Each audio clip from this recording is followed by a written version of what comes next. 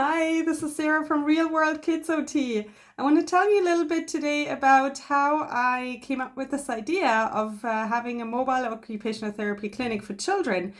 Um, so, in the last 15 years that I've worked with children and families, I have had three things happen that were quite, I want to say, dramatic in my career. So, the first time was about 7 years ago. The clinic that I worked at unfortunately had a fire and completely burned down. So we were basically misplaced for a few months and never stopped providing service to families. But we started going to people's homes with just the minimum of equipment that we could save from the fire in the trunk, and provided support and therapy to children and their families, mostly in their home. And then a few years later, the new clinic that was built, we moved into, got flooded. So again, we were outside of the clinic for quite a few months and continued doing the same. So providing services to families with very minimal equipment and coming to where the families lived. So basically their home. And then about 4 years ago, I started, I changed from private occupational therapy clinic into the public system, and I worked in early intervention in a nonprofit organization. And so the concept is a little bit different because it's a parent implemented approach. So basically we would see the families at home, or we would visit the child in a preschool or daycare. We would meet them out in the community on the playground and provide some support to the children and the families, but then ultimately it was the parents implementing the strategies. And then the pandemic hit about 2 years ago now, almost.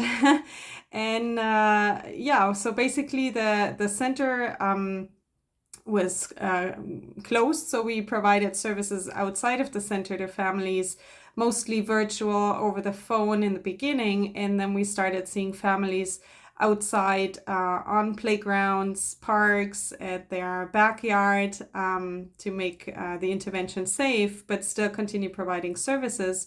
And so those 3 times I basically discovered for myself as an occupational therapist that I really resonated with that approach of meeting the families where they're at, as well as using their own resources. So I stopped bringing materials into people's homes and instead started helping them use what they already had to reach the goals that we were working on. So as an example, instead of bringing in, a weighted lap pad, for example, we looked at what does the family already have that they can use in the same way, which, for example, could be a sofa cushion that they can use, or something to apply deep pressure to their child for the proprioceptive input to calm down their nervous system and regulate them.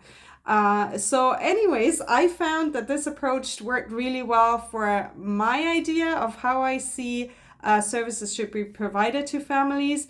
And I saw such a tremendous benefit for the families. I have a whole list of them on my website, but some of them are just that the child is a lot more relaxed. You're a lot more relaxed in your familiar environment. And also it gives you access 24/7 to the environment and the resources to work on your child's challenges and reach your goals a lot faster than bringing you into a clinic environment. That was basically what I experienced. So I've decided to use this concept in my own private practice. And this is what I'm providing now to you and many families in Metro Vancouver and also virtually internationally. And I'm very excited to hopefully be working with you and supporting your family as well. So you can book your free 15-minute discovery phone call. Just click on contact or book now and send me an email. And I'm looking forward to hearing from you and hopefully getting you from surviving to thriving very soon. Take care. Bye.